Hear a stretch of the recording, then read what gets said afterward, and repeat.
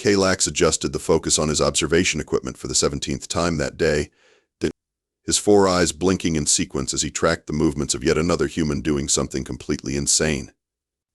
This particular specimen was jumping off a perfectly good bridge with nothing but an elastic cord attached to his ankles.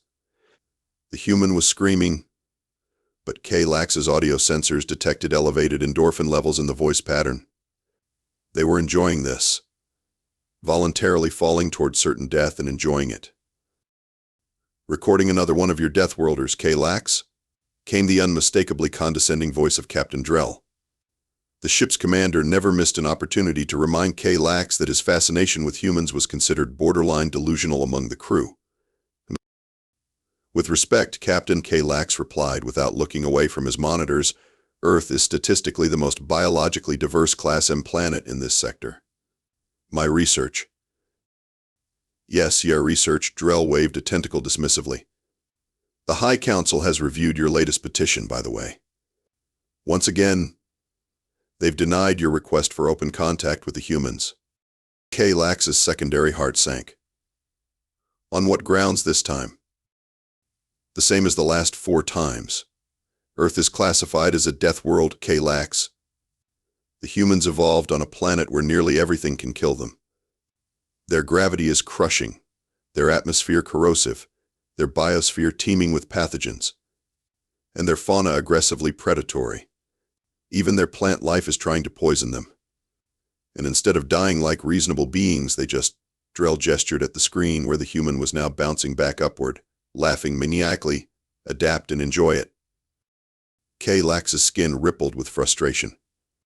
"That's exactly why we should study them. Look at this specimen deliberately triggering his own fear response for recreational purposes. No other species we've encountered does that. Don't you find that fascinating?" "I find it disturbing," Drell replied flatly. "The Council's xenopsychologists have been quite clear. Any species that treats danger as entertainment is inherently unpredictable and potentially dangerous. The humans have nuclear weapons, Kalax. They point them at themselves. For decades. As a deterrent," Kalax countered, which worked, by the way. "They've never had a full-scale nuclear exchange. Their conflict resolution strategies are bizarrely effective despite appearing completely irrational." Drell chittered, a sound that Kalax had long ago identified as the captain's version of laughter. "Listen to yourself. You're describing a species that threatens itself with extinction as a way to avoid extinction. And you want to make contact with them? The Council is right to be cautious." Kalax rubbed his sensory tentacles in exasperation. "We've been observing them for 63 Earth years, Captain. In that time, they've gone from primitive radio broadcasts to rudimentary space exploration. They're advancing at a rate 17 times faster than our own species did. At this pace, they'll develop FTL travel within another century. And then we won't have a choice about contact. All the more reason to maintain our distance," Drell said. "The last thing the Galactic Council needs is a species of adrenaline junkie apes with faster-than-light capabilities. Can you imagine?" Before Kalax could respond, his secondary monitoring system pinged. "But, Captain, we've got another situation with the tourists. The infiltration group in the place called Yellowstone is reporting heightened anxiety levels.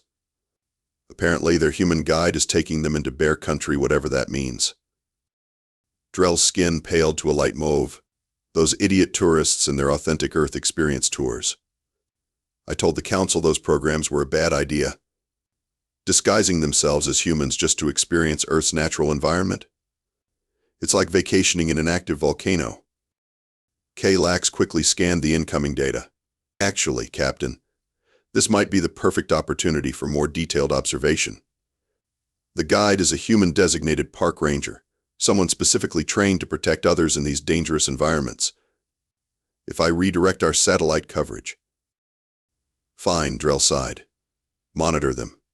But the moment anything threatens our people, we extract them, Council authorization or not." "Of course, Captain," Kalax agreed, already recalibrating his equipment. As Drell left the observation deck, Kalax allowed himself a small ripple of excitement across his epidermis. Perhaps this would finally be the evidence he needed to convince the Council that humans weren't just Death World survivors, they were potentially the most valuable allies the galactic community could hope for.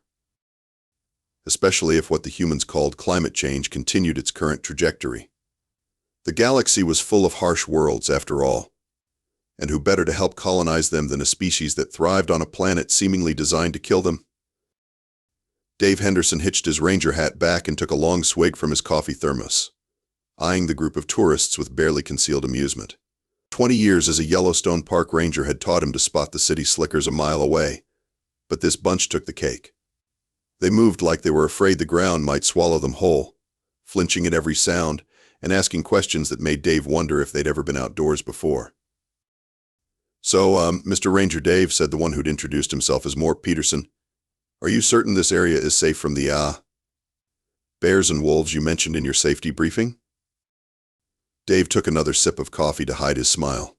Morp, who the hell names their kid Morp, was wearing brand new hiking gear that probably cost more than Dave's monthly salary, yet he held his trekking poles like they might explode at any moment. "Well, Morp," Dave drawled, "can't ever be 100% certain about wildlife. That's why they call it wild. But don't you worry. I haven't lost a tourist in, at least 3 weeks now." The entire group froze, their eyes widening in perfect unison. It was almost comical. "That's a joke, folks," Dave added with a wink. "Park Service frowns on us losing tourists. Bad for the Yelp reviews." They laughed nervously, but Dave noticed they still bunched closer together as they continued along the trail. What an odd group, 5 adults, all with the same peculiar gait, like they were constantly surprised by how their legs worked. And they had the strangest reactions to everything. Earlier, when a butterfly had landed on Morp's companion Zix or Zax or something, the man had gone completely rigid, holding his breath until the butterfly flew away. "Now, up ahead is a great spot for setting up camp," Dave announced. "Nice clearing, good sight lines to watch for wildlife, close to fresh water. Who's excited for some authentic outdoor living?" The enthusiasm from the group was so obviously forced that Dave had to stifle a laugh. These people had paid good money for an authentic wilderness experience, yet they looked like they'd rather be getting dental work without anesthesia. "Mr. Dave," said the female of the group. She'd introduced herself as Trill. "Are there many microorganisms in this area? Bacteria and such?" She was spraying some kind of sanitizer on her hands for the 5th time in the last hour. "Oh sure," Dave nodded seriously. "About a few billion per square inch, I'd reckon. Soil's just teeming with life. Beautiful ecosystem, circle of life and all that." Trill's face went pale, and Dave could have sworn her skin momentarily took on a greenish tint. Probably just the forest light playing tricks. "But nothing dangerous, right?" pressed Morp, who seemed to be the unofficial spokesman for this strange quintet. Dave shrugged. "Define dangerous. We've got your standard flesh-eating bacteria in some of the hot springs. But you'd have to be pretty determined to get infected. Otherwise, just your standard parasites, venomous insects, poisonous plants, the usual woodland stuff." The group huddled together, whispering urgently. Dave caught snippets like Death World and Extraction Protocol before they noticed him watching and quickly separated, plastering on unconvincing smiles. "Everything okay, folks?" Dave asked, raising an eyebrow. "Perfectly fine, Ranger Dave," Morp replied with forced cheerfulness. "We are simply excited about the authentic wilderness experience you promised." "Great," Dave nodded, leading them into the clearing. "Then let's get these tents set up before sunset. Wouldn't want to be fumbling around in the dark. That's when the mountain lions do their hunting." The collective gulp from his tour group was audible. As Dave demonstrated the proper way to set up their tents, he couldn't help but notice how awkwardly they all moved, like they were piloting their own bodies by remote control. When he asked Morp to hammer in a tent stake, the man studied the hammer like he'd never seen one before, then proceeded to grip it by the head and tap uselessly with the handle. "You're not from around here, are you?" Dave asked as he corrected Morp's hammer grip. "Oh, we are from Europe," Morp said quickly. "Which part?" Dave pressed, curiosity piqued. "The European part," Morp replied unhelpfully. Before Dave could question further, a sharp crack echoed through the forest. The tourists froze like deer in headlights, their eyes darting wildly. Probably just a branch breaking, Dave reassured them, though something about the sound had raised the hairs on the back of his neck. It sounded heavier than a typical forest noise, nothing to worry about. But as he turned back to his demonstration, Dave couldn't shake the feeling that something wasn't right. 20 years in these woods had given him a sixth sense for trouble, and right now, that sense was pinging like crazy. "Let's just pick up the pace on getting camp set up," he suggested, trying to keep his voice casual. Daylight's burning. The tourists worked with renewed urgency, though their incompetence slowed progress considerably. Dave found himself doing most of the work while simultaneously trying to keep an eye on their surroundings. Something was off about this stretch of forest today. The birds had gone quiet, and Dave couldn't spot any of the usual small mammals scurrying about. In his experience, when the little critters went silent, it meant a predator was nearby. But in Yellowstone, that usually meant a bear or mountain lion, normal wildlife that Dave knew how to handle. This felt different. The silence was too complete, too unnatural. As he finished securing the last tent, Dave reached casually for his radio. Maybe he'd call in, just to check if there had been any unusual reports today. Better safe than sorry. But before he could key the mic, he heard a low, mechanical growl that sounded like no animal Dave had ever encountered in his 2 decades of ranger work. And apparently his instincts weren't the only ones on high alert. His 5 oddball tourists had gone absolutely still, their faces masks of pure terror. The growl came again, louder this time, followed by a heavy thud as something large moved through the underbrush. Dave slowly set down his radio and reached for his bear spray, keeping his movements deliberate and calm. The tourists, meanwhile, were doing an excellent impression of statues. "Folks," Dave said quietly, "I need you to back away slowly toward the trail we came in on. Keep your eyes on me, not on whatever's making that noise." None of them moved. They seemed paralyzed with fear, their eyes fixed on a point behind Dave. "Okay, change of plan," Dave sighed. "Just stay still then." He turned, expecting to see a grizzly or perhaps a moose, both dangerous enough in their own right. What he saw instead made him blink twice to be sure his eyes weren't playing tricks. The creature that emerged from the tree line looked vaguely feline, but wrong in ways Dave's brain struggled to process. It was massive, easily the size of a grizzly, with the muscular build of a mountain lion but covered in what appeared to be metallic plates alongside patchy fur. One eye gleamed red in its misshapen head, while the other was a normal predator's yellow. Most disturbing were the visible seams where metal met flesh, suggesting this wasn't a natural mutation but something deliberately created. "Well, that's not in the park guidebook," Dave muttered, slowly reaching for his bear spray. The creature's mechanical eyes swiveled, focusing on him with an audible whir. It stepped forward, revealing a limping gait where one leg moved with robotic precision while the others flowed with natural predator grace. Escaped government experiment or toxic waste mutation? Dave mused aloud, his voice steady despite the hammering of his heart. "Either way, not ideal for the camping experience I promised you folks." The beast let out another growl, this one containing electronic undertones that confirmed Dave's suspicion this thing was some kind of cyborg predator. The growl rose in pitch until it became a shriek that sounded like metal tearing apart, and the creature launched itself forward with shocking speed. Dave had just enough time to shout, "Get down," before the beast crashed into him. His coffee thermos went flying, its contents spilling across the forest floor as Dave rolled with the impact, somehow avoiding the creature's first swipe of metal-reinforced claws. "Oh, come on," Dave shouted, more annoyed about his spilled coffee than terrified of the monster. "That was fresh-brewed Guatemalan dark roast, you oversized science experiment." The creature paused, seemingly confused by Dave's reaction.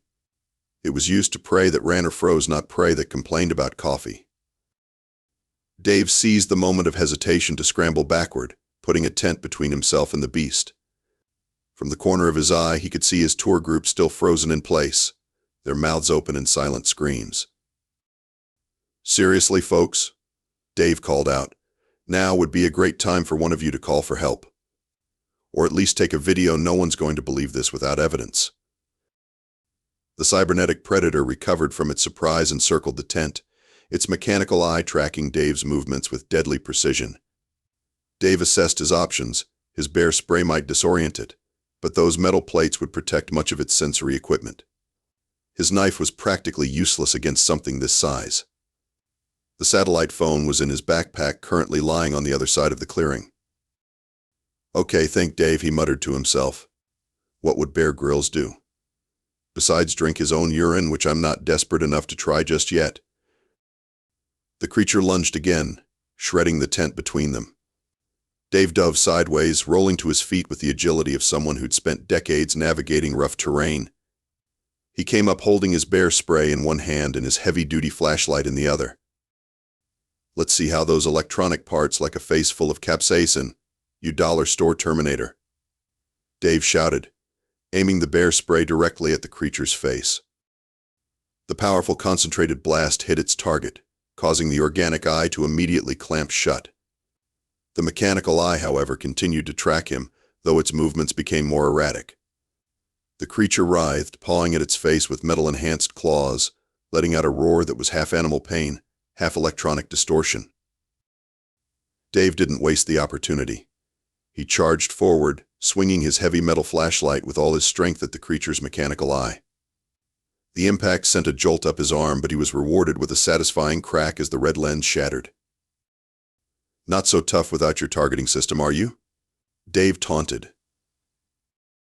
The creature, now blinded and enraged, thrashed wildly, its movements becoming more frenzied but less coordinated. Dave danced around it, years of wilderness survival training kicking in as he analyzed his opponent's weaknesses. Hey Europe, he shouted to his petrified tourists. Now would be a great time to make yourselves useful. Grab some rocks, sticks, anything. But his tour group remained frozen, their expressions a mixture of horror and was that awe? Dave had no time to analyze their reactions. The cybernetic beast was recovering faster than expected, its movements becoming more purposeful as backup systems apparently kicked in.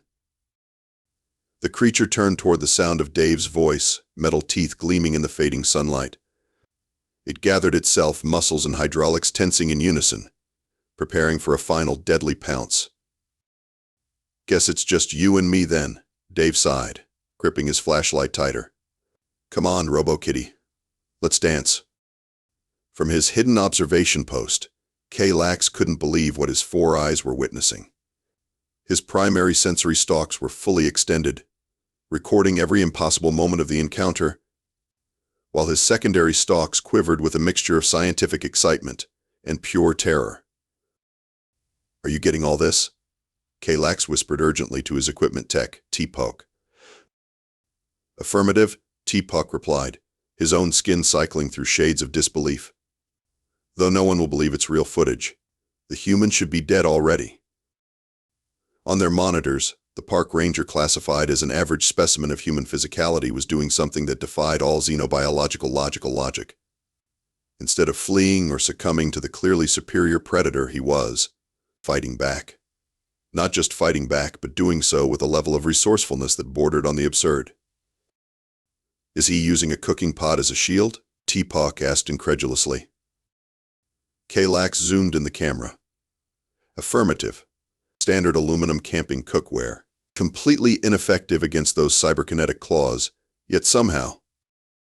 They watched as the human named Dave deflected a swipe from the creature with the pot, the metal denting but absorbing enough force to keep the claws from reaching his flesh. In the same fluid motion, Dave swung his heavy flashlight at a junction where metal met flesh on the creature's shoulder, causing it to screech in pain. He's identifying weak points in the cybernetic integration, K-Lax noted with professional admiration. Without any prior knowledge of such technology. Fascinating. Meanwhile, back in the clearing, Dave was narrating his own battle like a nature documentary host who'd had too much caffeine. As we can see here, Dave panted, dodging another swipe. Our friend Robo-Kitty has a classic design flaw. Those fancy metal parts might be tough, but where they connect to the organic tissue, that's where the real pain happens. Engineers really should have waterproofed these seams better. With that observation, Dave grabbed his water canteen and splashed its contents directly into an exposed junction of metal and flesh at the creature's neck. The effect was immediate. Sparks flew and the creature howled in electronic agony. Water and electronics, Dave continued his commentary, traditionally not the best of friends. Much like myself and whatever government lab let you escape, you glorified science fair project.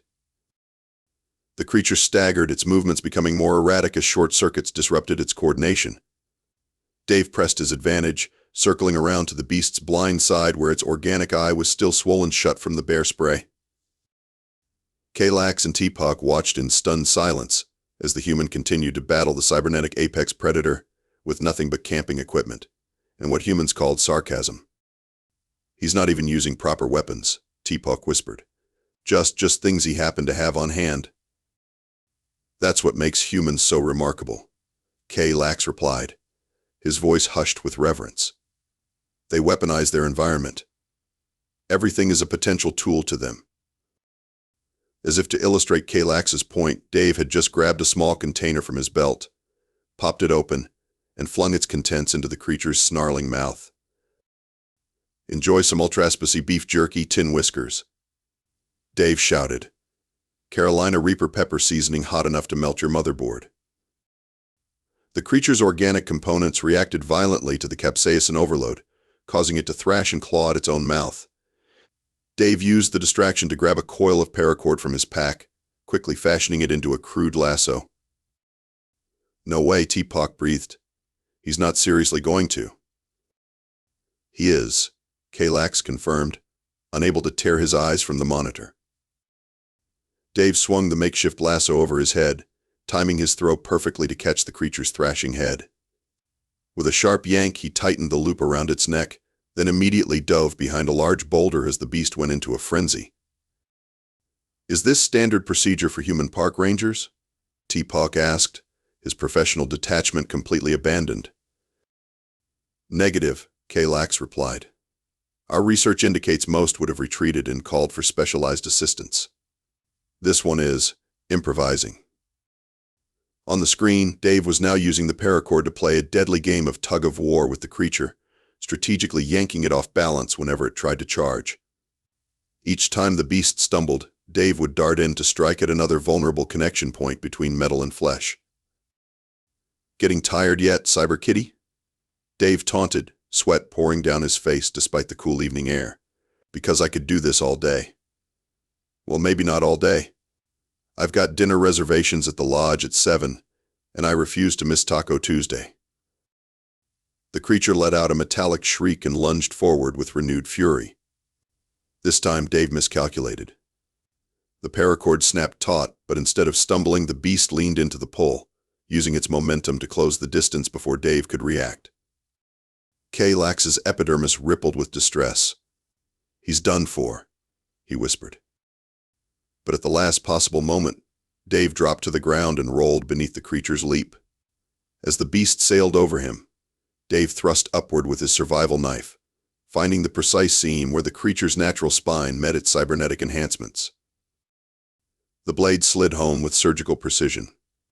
The creature landed awkwardly, its hind legs suddenly unresponsive as the connection between its organic brain and mechanical components severed. "Spinal integration point," Kalax noted clinically, though his voice quavered with disbelief. He identified the central nervous system interface without any prior knowledge of the technology. "Impossible," Teapot whispered. Dave was already back on his feet, circling the now partially paralyzed creature. It still had full function of its front half, snapping and swiping with deadly claws, but its back end dragged uselessly behind it. "What's the matter, Robo-Kitty?"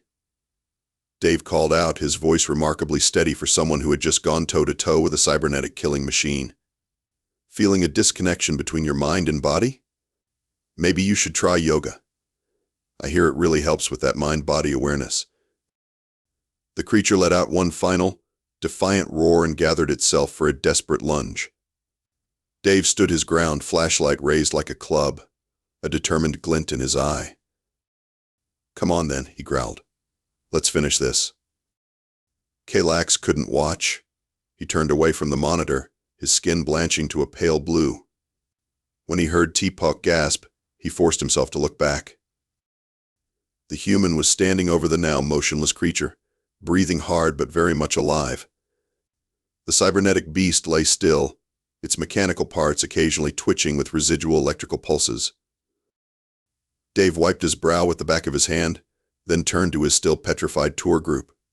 "And that, folks," he announced with a casual grin that belied the intensity of what had just transpired, "is why the Park Service recommends always bringing a multi-tool on camping trips." Dave surveyed the devastation around what had been, just 30 minutes ago, a perfectly nice camping spot. One tent was completely shredded, his coffee thermos lay crushed beyond recognition, and the carcass of what could only be described as science fiction come to life. Twitched occasionally as its remaining circuits fired random impulses. His tour group hadn't moved an inch since the whole ordeal began. They stood in the exact same positions, their expressions frozen somewhere between terror and what Dave was starting to think might be religious awe. "So," Dave said, brushing dirt from his park ranger uniform, "anyone want to tell me what the hell that thing was? Because I'm pretty sure it's not on any official Yellowstone wildlife checklist." The tourists remained silent, staring at him with unnaturally wide eyes. "Okay then," Dave sighed, pulling out his satellite phone. "Guess I'll just file this under unidentified cyborg predator in my incident report. My supervisor's going to love that." As Dave began dialing, Morp finally broke the group's paralysis, stepping forward with a strange, jerky motion. "Why, you killed it," Morp said, his voice carrying an odd modulation that Dave hadn't noticed before. "With primitive tools and your bare hands." "Well, I wouldn't call a good Leatherman primitive," Dave replied. "But yeah, I neutralized it. That's the job. Protect the tourists, protect the wildlife. Though I'm pretty sure the thing doesn't qualify as protected wildlife." "But it was a superior life form," blurted another tourist, Zix or Zax, Dave couldn't remember. "Enhanced musculature, reinforced skeletal structure, targeting systems." Dave paused, satellite phone halfway to his ear. "That's a very specific assessment. And how exactly would you know all that?" The tourists exchanged nervous glances, then huddled together, whispering urgently among themselves. Dave couldn't make out most of it, but he distinctly heard phrases like cover blown and extraction protocol. "Look," Dave said, lowering the phone, "I don't know what's going on here, but between your bizarre behavior and that cybernetic mountain lion, I think I deserve some answers. Are you folks with some government agency? Is this some kind of test?" Before any of the tourists could respond, there was a flash of light at the edge of the clearing, and a new figure stepped into view. Unlike the tourists, this newcomer made no attempt to appear human.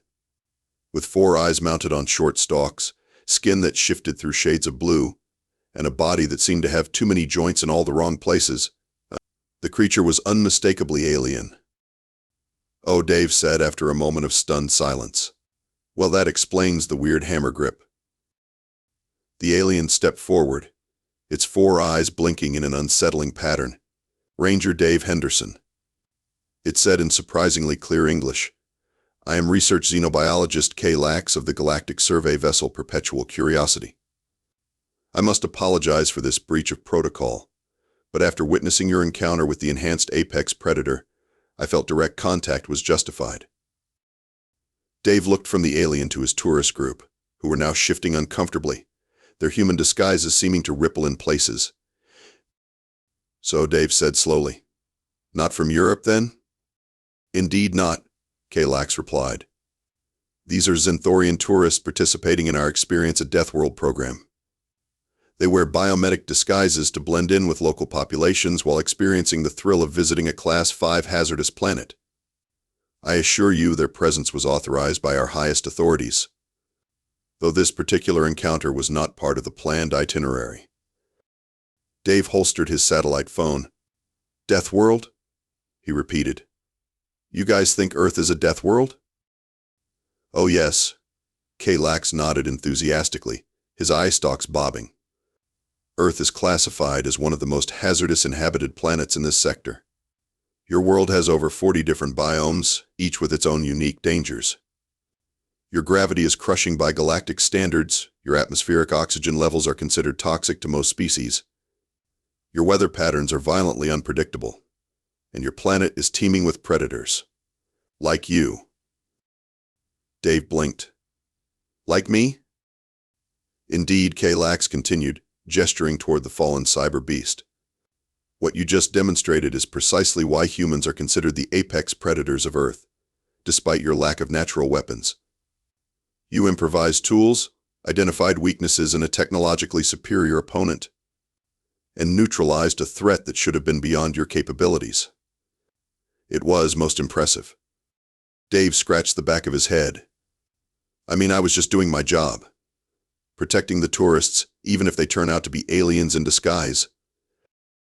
That's just it. K-Lax exclaimed, his skin rippling with what Dave guessed was excitement. You considered the protection of non-human entities to be just your job. This kind of altruistic behavior, combined with your species' remarkable adaptability and surprising technological aptitude, makes humans uniquely valuable in the galactic community. The disguised tourists had finally recovered enough to approach, gathering behind K-Lax like children hiding behind a parent.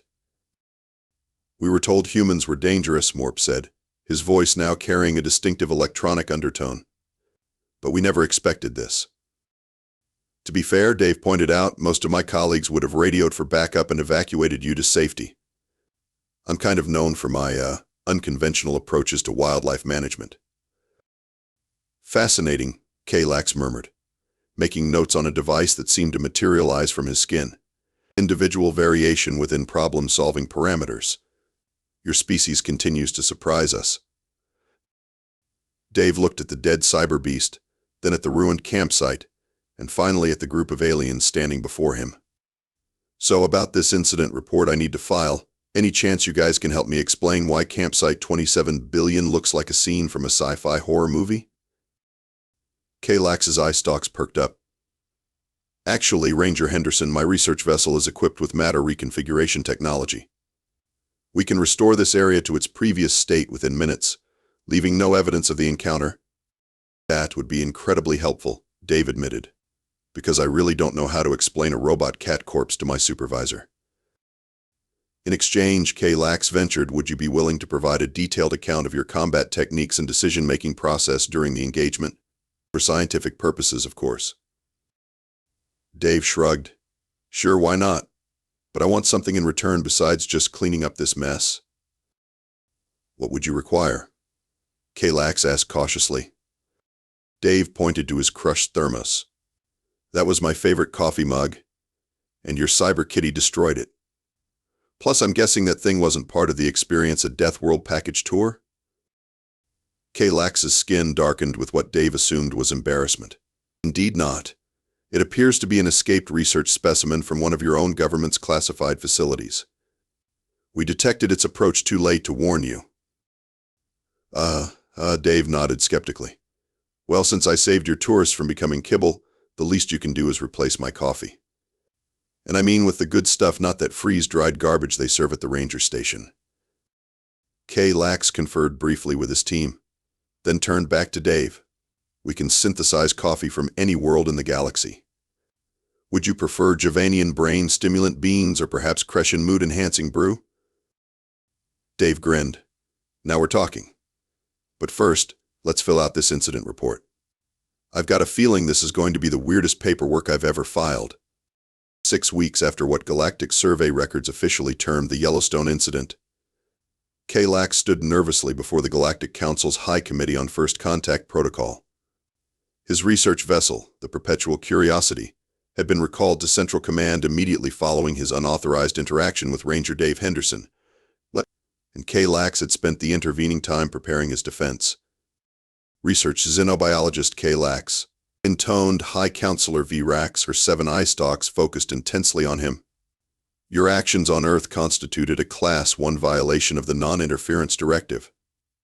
You not only revealed yourself to a native of a pre-FTL civilization, but engaged in extended conversation and information exchange. How do you justify these actions? K-Lax straightened his posture, his skin cycling through confident shades of blue and purple. Honorable Council, I submit that the violation was necessary and, ultimately, beneficial to the galactic community.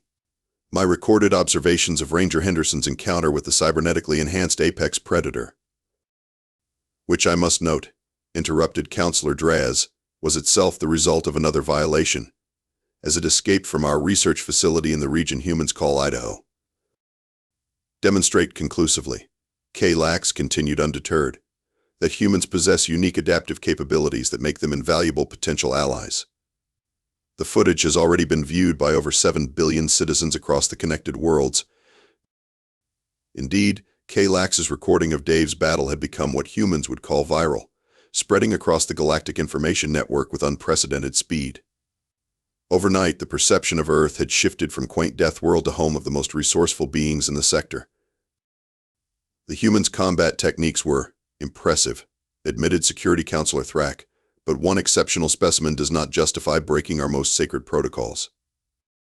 With respect, Counselor, K-Lax replied, Ranger Henderson is not exceptional by human standards.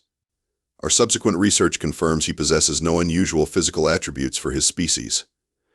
What makes him, and by extension, all humans remarkable, is their problem-solving approach and their ability to adapt using environmental resources. A murmur ran through the council chamber. K-Lax pressed his advantage. Furthermore, human history is filled with examples of similar adaptability. They have survived ice ages, plagues, world wars, and innumerable natural disasters. They thrive in environments ranging from Arctic tundra to scorching deserts. No other species in our records demonstrates such versatility. High Counselor V-Rax raised a tentacle for silence. Your argument has merit, Researcher K-Lax. Consider, esteemed counselors. K-Lax continued, activating a holographic display from his wrist device. Humans evolved on a world that we classified as moderately hostile yet features environmental variations that would kill most sentient species. Their history is marked by constant adaptation to these challenges. The hologram showed various Earth environments from scorching deserts to frozen tundras, dense jungles to barren mountain peaks, all with human habitations visible. Even more remarkable is their technological progression, K-Lax said, his skin shifting to an excited yellow-green. Most species require millennia to advance from basic agriculture to space exploration. Humans accomplished this in mere centuries. High Counselor V-Rax's eye stalk swiveled toward the scientific research director. Director Z-Lon, your assessment of this claim? The ancient Z-Lon, whose crystalline exoskeleton had dulled with age, hummed thoughtfully before responding. K-Lax's data is correct. Human technological development follows an exponential curve unlike any species we've encountered. Their adaptability creates a unique evolutionary advantage, which is precisely why we should maintain distance, countered Counselor Draz. Their resource consumption patterns and territorial history suggest they could destabilize regional peace.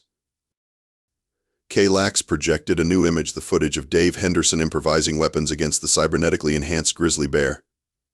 With respect, Counselor, you misinterpret their nature. Yes, humans can be dangerous, but observe how Ranger Henderson prioritized containment over killing. When given the choice, he selected a non-lethal approach despite personal risk. The council chamber fell silent as they watched Dave's ingenuity unfold in the recording. Furthermore, K-Lax added, my conversation with Henderson revealed something our centuries of covert observation missed. Humans possess a profound capacity for wonder. Their response to discovering other life forms wouldn't be conquest, it would be curiosity. Not unlike our own founding principles. Security Counselor Thrak leaned forward. You place considerable faith in this assessment based on one interaction. Not just one, K-Lax replied. Since my return, I've analyzed thousands of human cultural artifacts, their literature, art, philosophy. Yes, they imagine conflict with alien life, but they equally envision cooperation and mutual growth. They're prepared for first contact in ways we never anticipated.